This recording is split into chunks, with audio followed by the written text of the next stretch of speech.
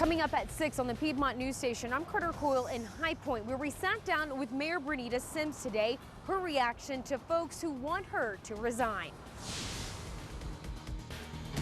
I'm Mitch Carr in Greensboro, and a man that lives near High Point Road and Holden Road says that all these beer bottles around here and even this food over here is signs that there's a homeless camp near his house. Why the city and the police department can't do much about it. I'm Brent Campbell in Winston Salem. The city's trying to revitalize certain parts of town, so they're offering up some big incentives to people to get new business here, find out who's eligible for the money and why it's worth thousands to the city.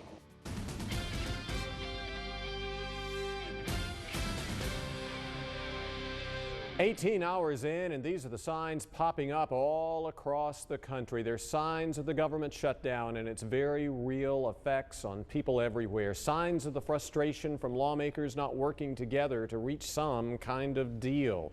Good evening. Thanks for watching the Piedmont News Station. We are in day one of this federal government shutdown, and it looks as if we're in store for a few more. Frustrations evident earlier today as hundreds of thousands of federal workers were told to go home.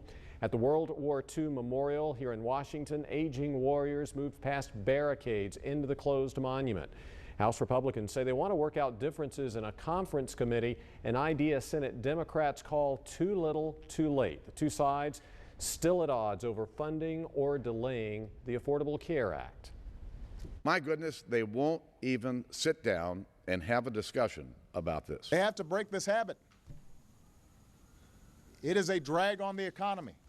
It is not worthy of this country. Woman yields back. Well, the White House says President Obama will talk to Republicans who want to make Obamacare better, but those talks will only happen once Republicans take steps to reopen the federal government.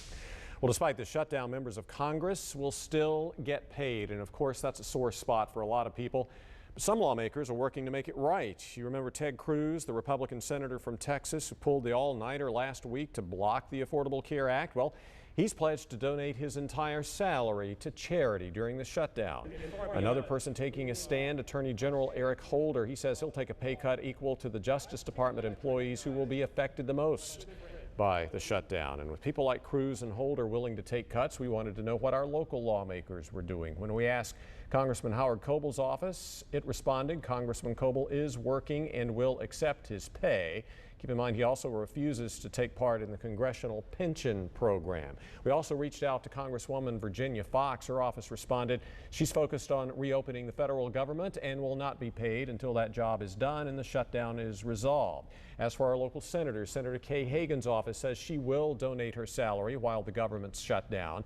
And so far, we have not heard back from Senator Richard Burr's office. We do know that his local office is currently closed due to the shutdown, and the D.C. office is working with a limited staff. Only on Fox, in her own words, High Point's Mayor Bernita Sims talking about the issues surrounding her job. In fact, today she spoke to us about her recent financial trouble and the calls for her to resign from office. Fox 8's Carter Coyle sat down with the mayor today, and Carter, she wanted to address what she called the elephant in the room, right? That's right, and up until now we've talked to her over the phone, we've gotten comments through email, but today she agreed to sit down with us one-on-one and go over some of those financial problems that some people in the community and even people on her own council say should make her resign from council. But today the mayor made it very clear to us she has no plans to step down. But I figured maybe we need to start out by getting the elephant out of the room, that big pachyderm. Mayor Bernita Sims speaking at the annual High Point State of the Community luncheon Tuesday. Her speech comes less than 24 hours after fellow council members called a special meeting Thursday to ask Mayor Sims to resign. It is not my intention to step down or resign from my position. I think that that's a little bit over the top. And I commit to this community that I will continue to do and serve and do what you've elected me to do. Mayor Sims talked exclusively with Fox 8 today about the 4 council members asking her to step down. I don't think, first of all, that council has the authority and is sort of moving beyond the scope of what they were elected to do. The SBI investigated Mayor Sims for allegedly writing a bad check. Documents showed she had not paid some city utility bills, and she was facing garnishment of wages for not paying thousands of dollars in taxes. The issue around the $7,000 check has been paid. The issue around the utilities have been paid. The issue around the taxes have subsequently been paid. So I look at all that and, you know, is it news? Maybe so. There are politicians out here that with much larger issues than I have. But she admits being in the spotlight has not been easy. Individuals who have contacted me and sent me emails and said, well, you know, we think you ought to resign. But, you know, when you win by 34% of the vote and you get 20 emails, and I'll do whatever it is I have to do to handle my own personal affairs. But it is personal at the end of the day. In High Point, there's no recall process for council, so Thursday's meeting is a way for other council members to ask Sims to resign herself. But I'm still the mayor. So come the 7th, come Thursday, I'll still be banging the gavel. The 7th is the next council meeting, and of course that special meeting is this Thursday. We've talked in recent weeks to some of those other council members who've been calling for her resignation. None of them were available today to talk to us, but we will be at that meeting on Thursday and keep everyone posted on what happens there.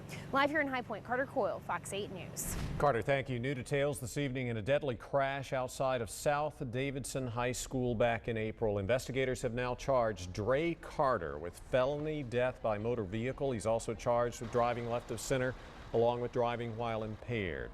Highway Patrol says Carter failed to drive on the right side of the road when he hit Stephen Irwin's car head-on on Highway 109. Irwin died at the scene. Right now, Carter's still in jail. His bond is $5,000. New this evening, Winston Salem is offering up thousands of dollars to people who help sell the city. It's doing it to try and lure potential businesses to underdeveloped areas of town. Now, here's what's interesting about this. The city's offering the incentives not to business owners, but to real estate brokers. Brent Campbell's in one of those parts of town this evening, and Brent offering money to real estate agents, a totally new approach. Totally new approach for Winston-Salem, Neil. For many cities, typically what happens is they use federal grant money to try and offer low or no interest loans to the business owners or people who are looking to buy the property. Instead of focusing on those people, they're taking this money and trying to lure in the people that know how to market or sell properties on dead-end streets and in areas like this one. There are parts of Winston-Salem that once were booming, but over time the businesses moved and now the buildings are empty. Well, the federal government defines it as blighted. Areas like parts of Liberty Street, Northwest Boulevard, MLK Jr. Drive, Patterson Avenue, and more.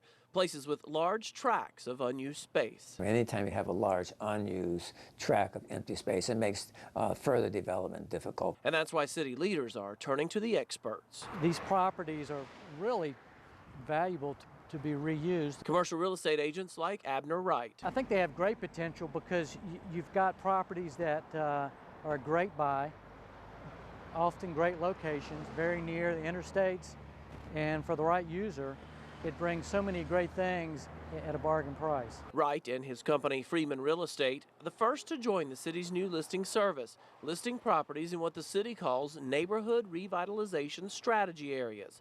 The agents listing places on the city website and then selling them will get up to $2,000 in incentive money as long as a business opens there within a year. Focus on something by a small incentive makes a difference to the way things happen. So the idea is to get these unused properties into use, and that development will attract and bring further development as well.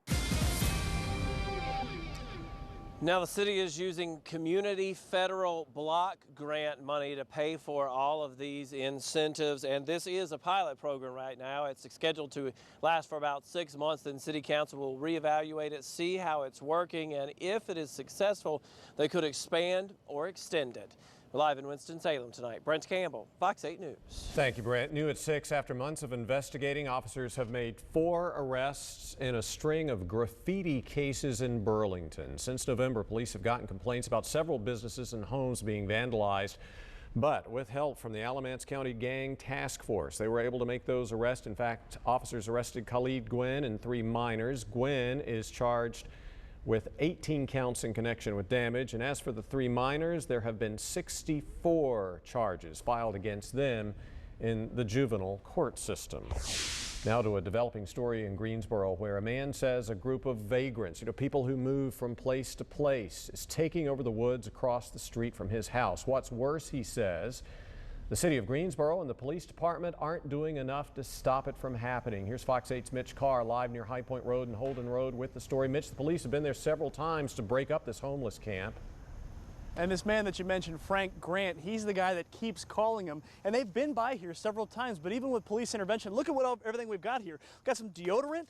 We got evidence that there was some beer here. We've got more beer cans and bottles over there than I can mention. There's some cracked up tortillas over there, and you have an entire meal. Looks like waffles and eggs and bacon over there. This is obvious evidence that there have been people here. So why do they keep coming here? Why does this keep happening? Mr. Grant even said that he's seen men going to the bathroom out here. Why does this keep happening? We had to find out. I live right across here, right across the street here. Frank Grant is not a happy man, and this mess left by vagrants near the intersection of High Point Road and Holden Road is why. This is all about drinking and ruining somebody's property and ruining a neighborhood. It has nothing to do with homeless people. There's places and ways to deal with homeless people. Grant has already called the Greensboro police.